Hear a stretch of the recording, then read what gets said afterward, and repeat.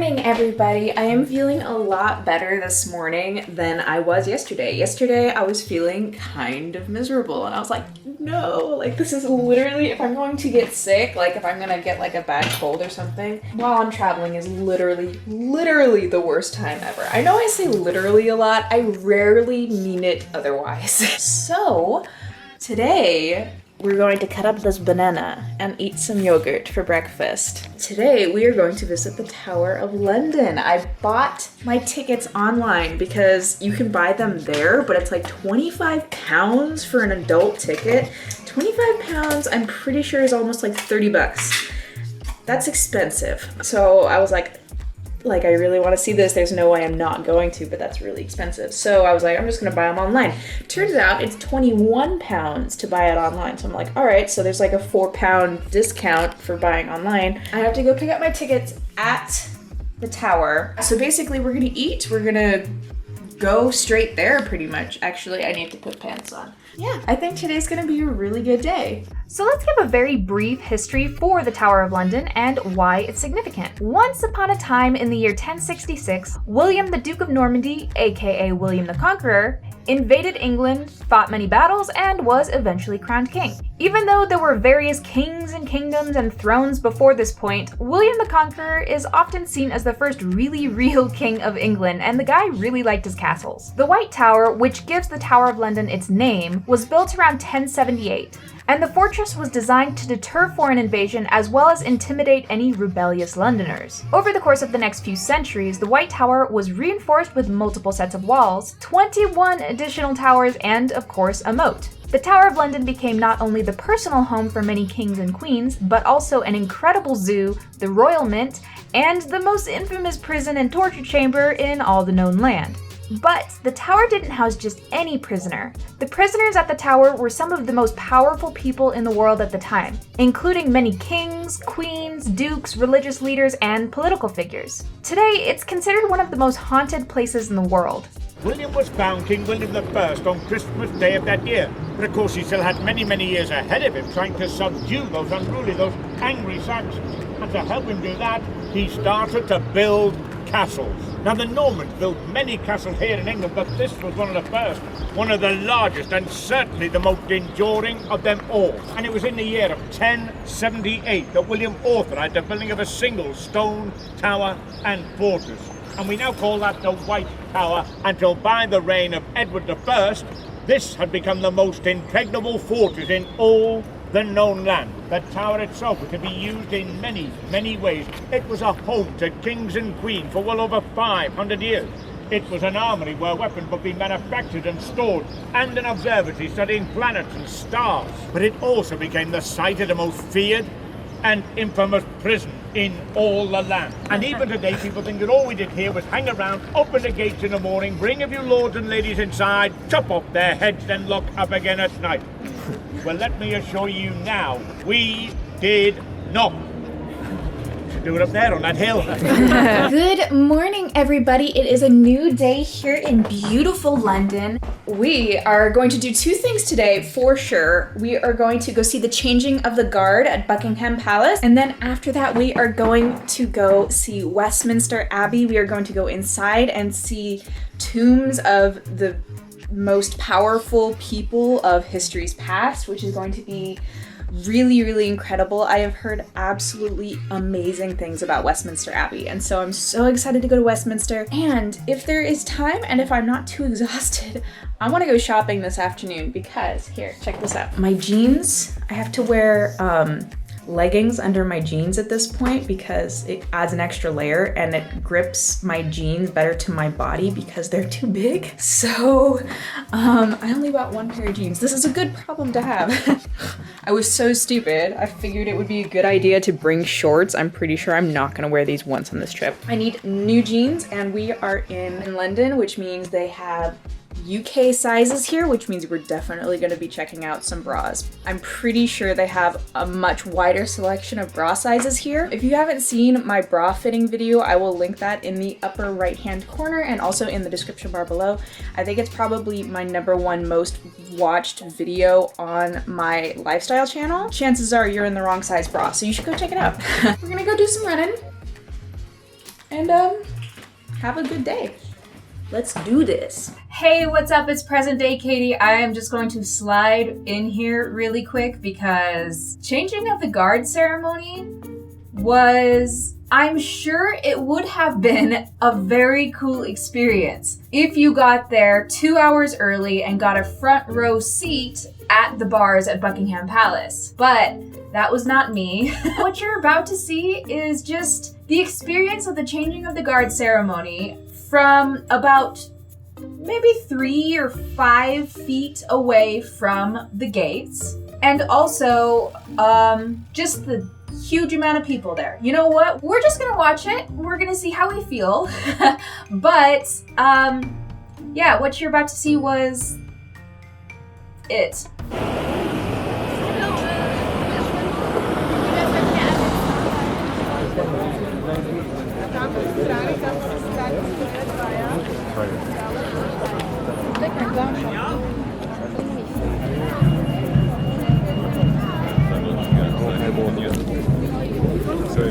Kijk, zie je nu wat ik vuur? Exactement, trop bon endroit, t'as 4 cm avant, ça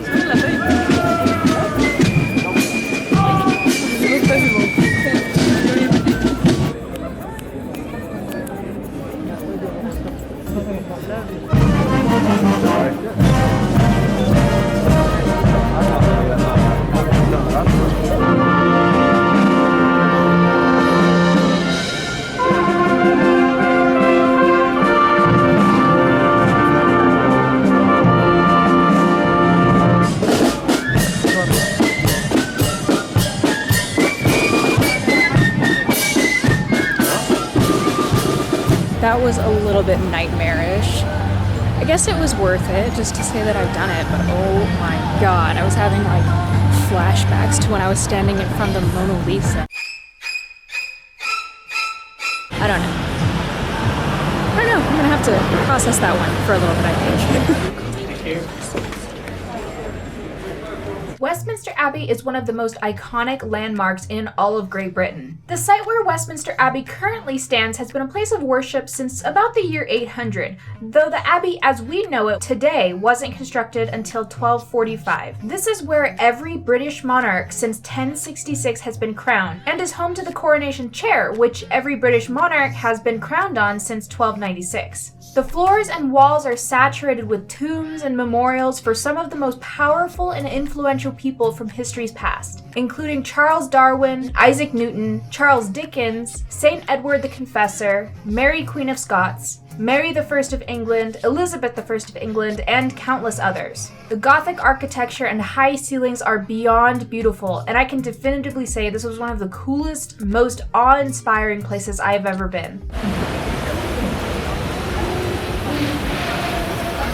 So, I just made it to Trafalgar Square, which is the center of London. It's pretty awesome. I packed myself a sandwich, so I'm just kind of eating my sandwich, chilling, and just kind of taking in the atmosphere, which is really, really cool. I did a walk past Downing Street, which is the British version of the White House, where the Prime Minister lives, which is really, really cool. It's guarded by cops all the time, and they're really friendly. They're like super chill, which was really cool. And I also did Westminster Abbey this morning, and Westminster Abbey was probably the most gorgeous, beautiful, amazing thing I have ever been inside. It was so cool. It is a good day. Busy, but good.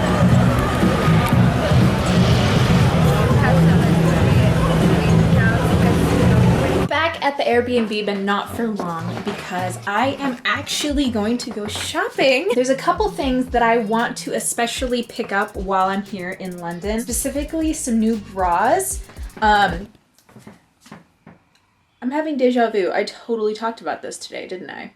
Yeah, I'm pretty sure I did. Recap, UK sizing is amazing. Just a wider selection, better styles. The ones I have right now are, I mean, like, I've lost a little bit of weight. I know I have, and so like I need some new sizes. Plus the ones that I have are like, they're just old. So I'm going to go pick up some new bras, and I need some new pants. I don't really fit in these jeans anymore. They're too loose. So I'd love to go pick up some new jeans, some new bras, and this is kind of sweet, I guess. When we decorated our Christmas tree when I was growing up, we'd always have this stuffed bear, like a teddy bear that we would put on the Christmas tree.